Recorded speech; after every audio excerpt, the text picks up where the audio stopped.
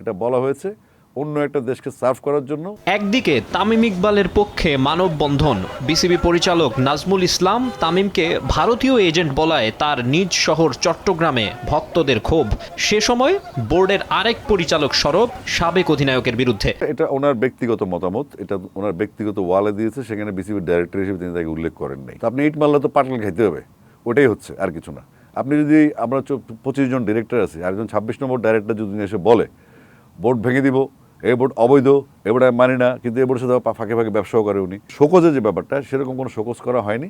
কারণ এই যে শোকজটা করবেন আপনি, কে এটা পাঠিয়েছে? কোয়াব, যিনি অ্যাফেক্টেড, যাকে বলা হয়েছে, তার পরিবার বা তার সংস্থা বা তার নিজের পক্ষ থেকে কোনো প্রতিবাদ বা কোনো রকম কমপ্লেন বা কোনো রকম আমরা পাইনি। মোস্তাফিজকে আইপিএল থেকে বাদ দেওয়ার পর টি-20 বিশ্বকাপে ভারতে দল পাঠাতে অস্বীকৃতি জানায় বাংলাদেশ।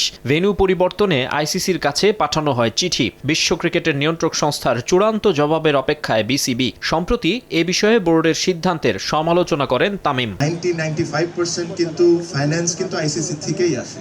তো সব কিছু আপনি বিবেচনা করে যেটা বাংলাদেশ ক্রিকেটকে হেল্প হবে, আপনার এই সিদ্ধান্তটা নিতে হবে। আপনার নিজের বাংলাদেশের অবস্থান ওয়ার্ল্ড ক্রিকেটে কি, বাংলাদেশের ভবিষ্যৎটা কি হইতে পারে, সব কিছু চিন্তা করে আমার সিদ্ধান্ত আমি নিতাম। তামিমের ওই বক্তব্যের পর তাকে ভারতীয় দালাল বলেন বিসিবি পরিচালক ও ফিনান্স কমিটির চেয়ারম্যান নাজমুল ইসলাম। এরপর থেকেই চলছে আলোচনা সমালোচনা। তামিমের মতো প্রোফাইলের ক্রিকেটারকে নিয়ে এমন মন্তব্যে ওই কর্মকর্তাকে কারণ দর্শানোর নোটিশ দেওয়ার দাবি ওঠে। যদিও বিসিবির আরেক ডিরেক্টর আসিফ আকবর তার সহকর্মীর পাশেই দাঁড়ালেন। মন্তব্যটা আমি দেখেছি, ইন্ডিয়াতে অনেক কিছু ভেবে চিন্তা করা যাওয়া উচিত। তো এই চিন্তাটা এক ধরনের, আমি বলবো যে এটা বাংলাদেশের বর্তমান পার্সপেক্টিভের সাথে এই মানসিকতা যায় না। ওনার বক্তব্যের পরে আমরা ক্লিয়ার হয়ে গেছি যে, এবং তার পরবর্তী রিয়াকশনগুলি আমরা ক্লিয়ার হয়ে গেছি যে আসলে এটা বাংলাদেশ স্বার্থের ভাবে কথা হয় নাই, বাংলাদেশ স্বার্থের জন্য বাংলাদেশ সমানের দিকে বিবেচনা করে কথাটা বলা হয় নাই।